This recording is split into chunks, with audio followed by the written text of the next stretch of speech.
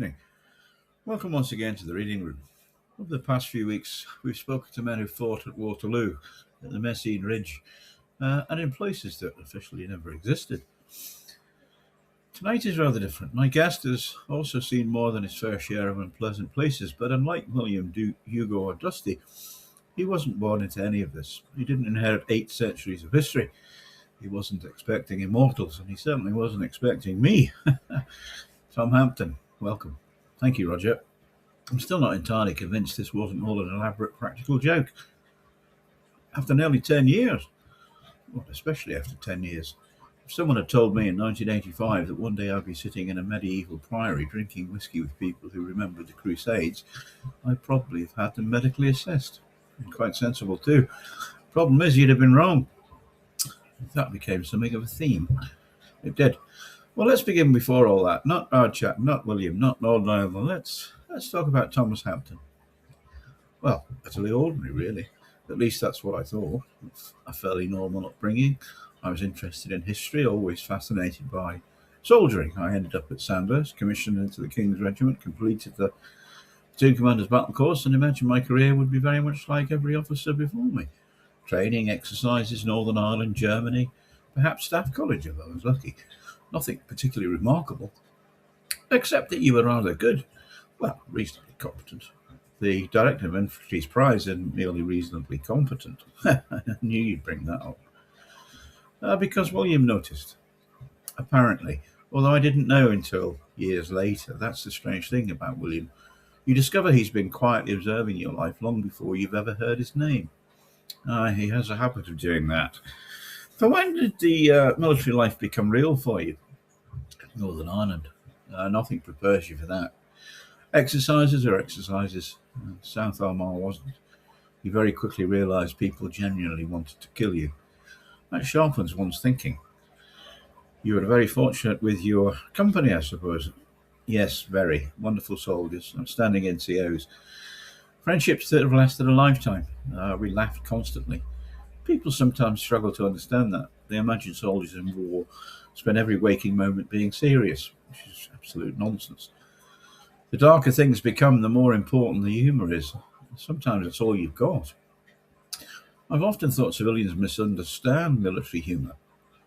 Well, because they hear the jokes without understanding what they're protecting. Humour isn't disrespect, quite the opposite. It's how you carry people you've lost. You stop laughing, and perhaps you've started forgetting. Beautifully put, Tom.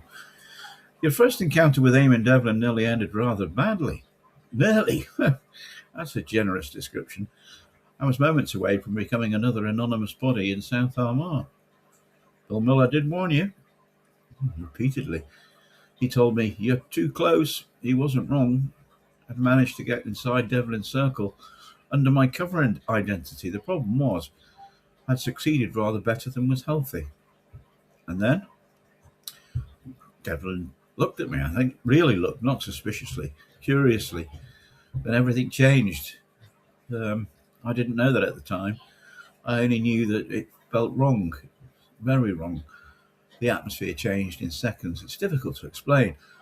One moment you're pretending to be another volunteer, the next everyone is measuring the distance to the nearest ditch. Because everyone understood what came next. Yes, the nutting squad arrived. Someone wasn't going home, normally because they'd already been sentenced. Fortunately, that interruption for me came rather dramatically. William always had impeccable timing, or dreadful timing, depends entirely which side you're standing on, or lying on. Did you like Devlin? Well, that's an uncomfortable question, but yes, I think I did. Not because of what he did, far from it, but because, well, once you strip away the politics and you see what he was actually trying to do, he was fighting for something much greater than himself. History is full of such men. Sometimes they're heroes, sometimes they're monsters. Usually they're a bit of both. I think William would approve of that answer. William really approves of anything, except the whiskey. True. So, when did you first meet William? Properly? Well, not until after all that. It was here at Dudhope. Although, looking back, I suspect he'd already known who I was for years. He greeted me as though we'd merely resumed an interrupted conversation, not begun one, which was altogether rather unsettling. It has the same effect on everyone. He offered me a drink, asked me about my grandfather, not my service, not Northern Ireland, not intelligence, just my grandfather. I remember thinking, how on earth does this complete stranger know about Harold Hampton? Of course, he knew Harold rather well, better than Harold ever realised. Aye, which brings us neatly to H31. Yes, the document that changed everything. Not only my understanding of history, but of my own family. When we first met, Tom, you thought you were joining an intelligence operation. You weren't. You were joining a family. That's probably the best description of it. Certainly not an organisation, certainly not a secret society, more a family, perhaps an extremely dysfunctional one, with some exceptionally good whiskey in the cellar. Well, William always insisted that that was one of the entry requirements, along with patience, lots of patience.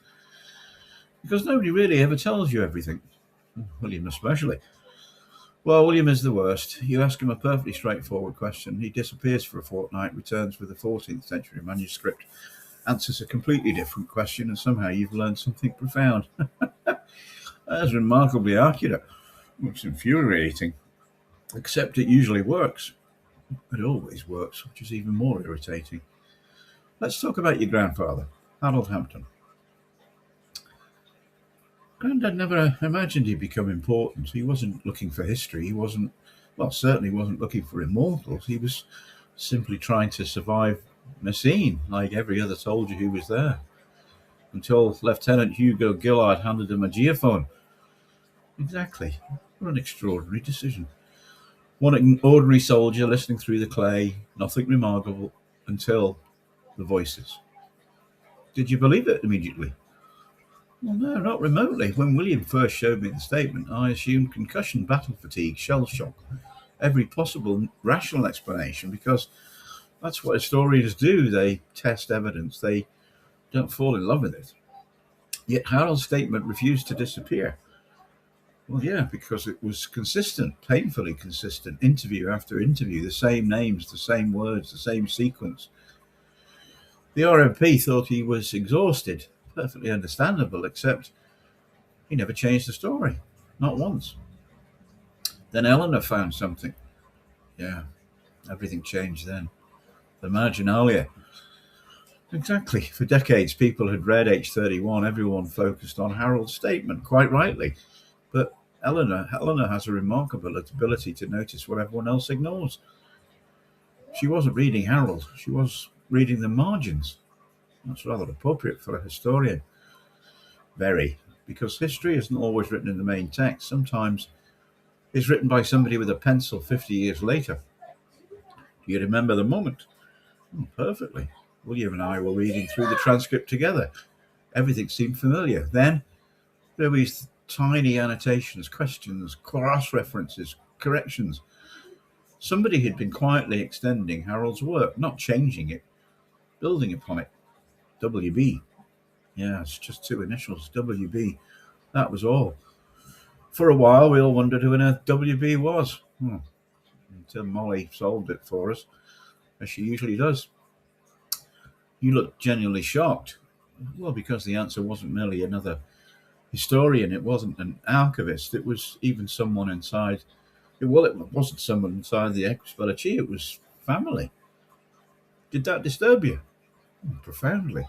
Because all my life I'd believed history happened to other people. Then suddenly history wasn't behind me, it was inside me.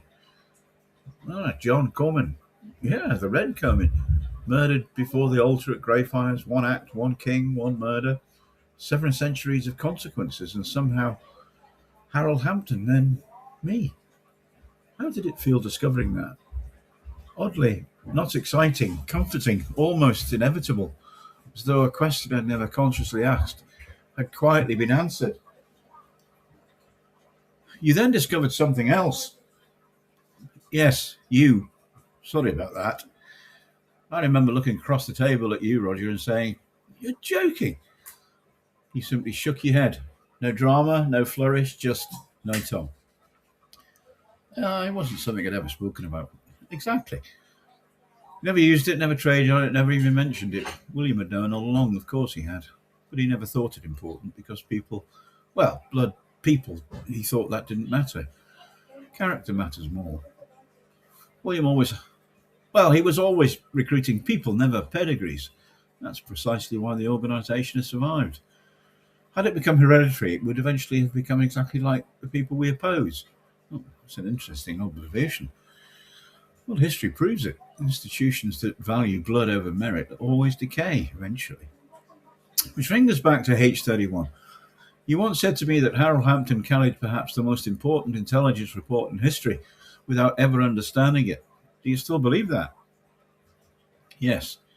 Imagine the burden. An ordinary kingsman covered in mud in Flanders, listening to voices through a clay wall, hearing conversations that should have been impossible, reporting them honestly, and being politely dismissed, then going home, living an ordinary life, never knowing that generations later his grandson would finally understand what he'd heard.